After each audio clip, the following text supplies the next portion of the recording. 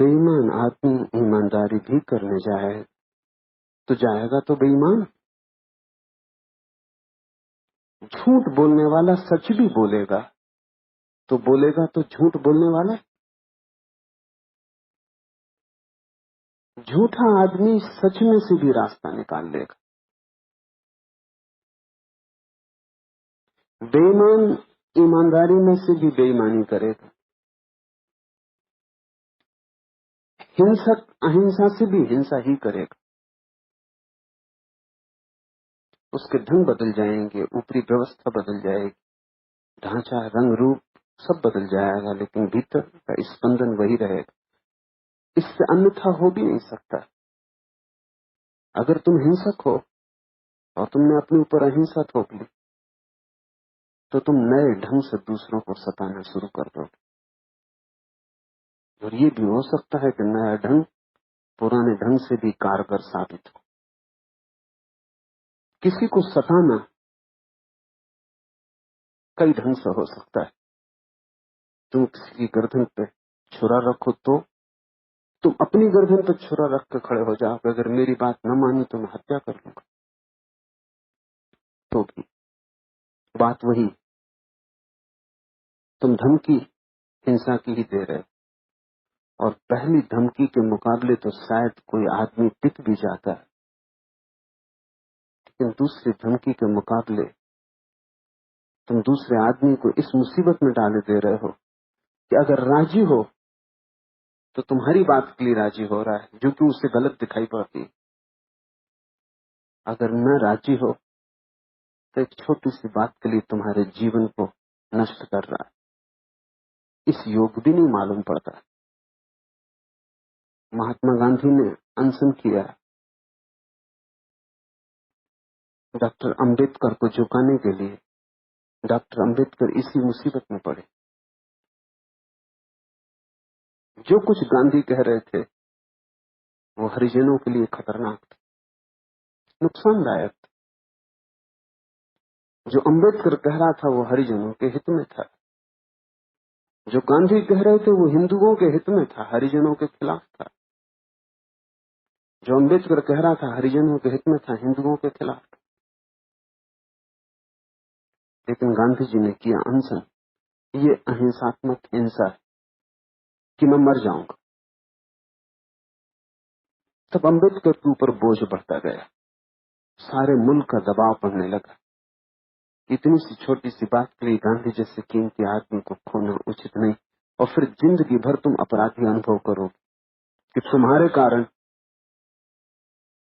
तुमने जिद की। और मजा ये था कि जिद गांधी कर रहे थे, लेकिन अहिंसक जिद दिखाई नहीं पड़ती, क्योंकि अहिंसा के भीतर हिंसा छिपी होती है, वो ऊपर से पता नहीं चलती। अंबेडकर झुका, और मैं मानता हूं कि अंबेडकर के झुकने से अंबेडकर ने बताया कि वो ज्यादा अहिंसक। अगर वो हिंसक आदमी होता तो कहता कि जो भी होना हो, जब तक मैं सही हूं और जब तक मुझे तर्क और विचार से सिद्ध नहीं किया जाता कि मैं गलत हूं, जब तक मुझे समझा के राजी नहीं किया जाता कि मैं गलत हूं, तब तक मैं नहीं झुकूंगा। लेकिन इतिहास की किताबें कुछ और कहेंगी। वो कहेंगे अंबेडकर जिद पर था, गांधी अहिंसक थे, और गांधी की अहिंसा ने उसको जीत लिया।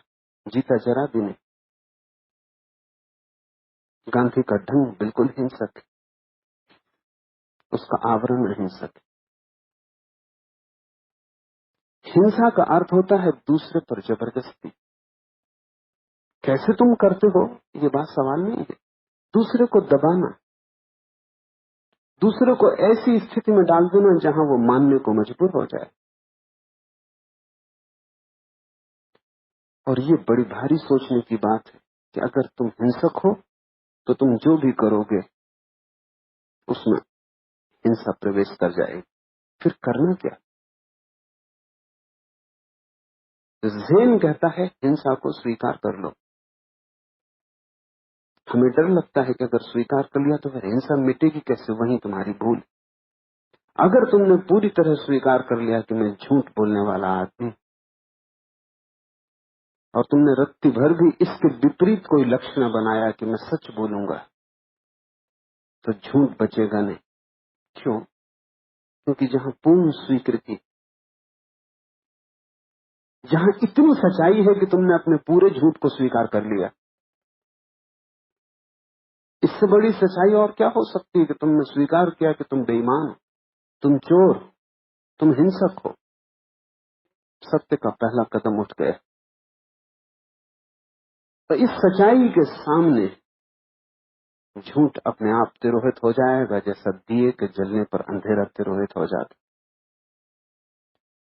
तुम अंधेरे से लड़के कहीं भी न पहुंच पाओगे, तुम दिए को जला के ही कहीं पहुंच सकते हो।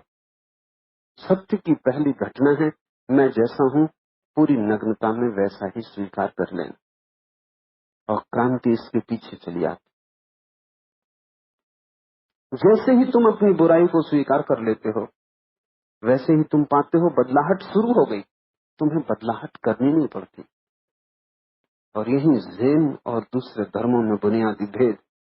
सभी धर्म कहते हैं बदलाहट करो, लेकिन करेगा कौन?